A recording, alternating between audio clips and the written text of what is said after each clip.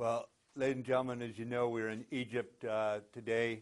I met with President El-Sisi and the Minister of Defense, Sobi. We had a good discussion. I listened to President El-Sisi about the threats he's facing, that Egypt is facing right now. We continued basically the discussion that we started earlier this month at the Pentagon, and we agreed on the need for a renewed and strong security partnership. As the new administration comes in, I was the first member of the President's Cabinet to visit Egypt. Minister Sobi and I discussed the efforts to counter terrorism and secure the borders in this very complex security environment. You have seen the threats manifested against Egypt. They have included, of course, terror bombings against Egyptian citizens in the Sinai, in greater Egypt, against Egyptians who are Christian. Egyptian citizens are taking these attacks on their military in the Sinai and on the Coptic churches as attacks on all of Egypt. And that was made very clear to me. But I left Cairo very confident in the avenues we have to advance our military-to-military relationship, which has been a bedrock and has stood solid all these years. So may I take a question? Mr. Secretary, thank you very much for doing this. There's been a lot of discussion in Washington in light of the events involving both the Carrier and the Moab bombing in the past week.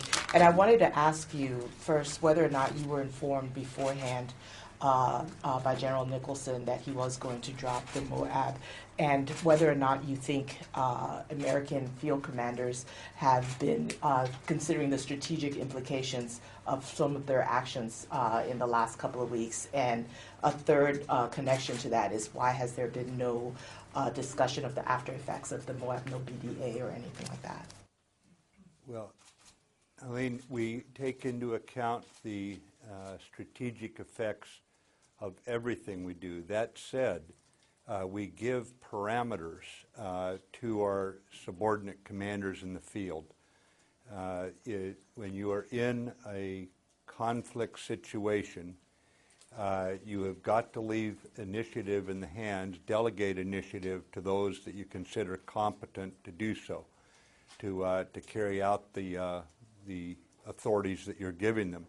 In this case, in Afghanistan, they have been engaged in that fight up in that corner against ISIS elements up there for some time. I was kept informed sometimes on a daily basis of how the fight was going, of what the options were, and I will not get into what authorities are delegated, because those are the specific things that allow for the urgency and the speed of operations in the field. Those are things, command and control issues inside the delegation that I just don't want to go into. But there was no surprise in terms of the effect of that battle at all.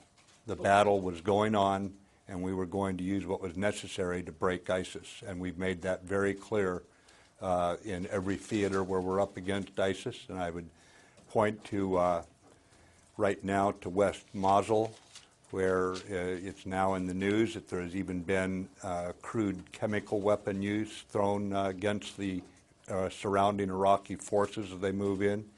We are doing the same thing with the initiative that we give to our forces that are advising in Syria.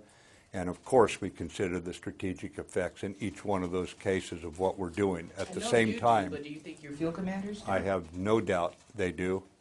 And if they didn't, I'd remove them.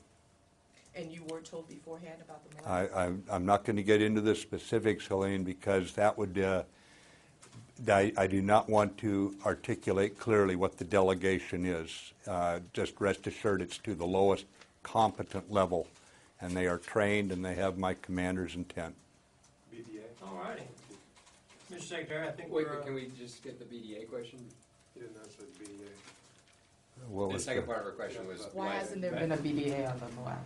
You know, as you're aware, for many years we have not been calculating the results of warfare by simply quantifying the number of enemy killed. You all know of the corrosive effect of that sort of metric back in the Vietnam War, and it's something that has stayed with us all these years, that you don't want to start calculating things as far as what matters in the crude terms of battle casualties.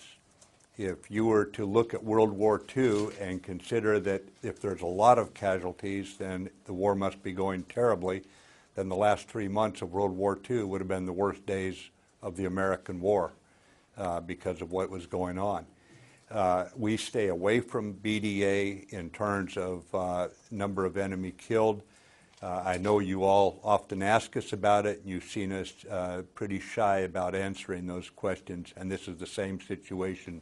You're just seeing it reflected here on the tactical level. But it's pretty much it is continuing our same philosophy that we don't get into that.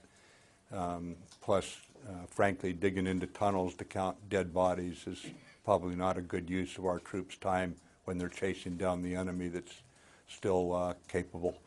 All right, sir. Thank you very much.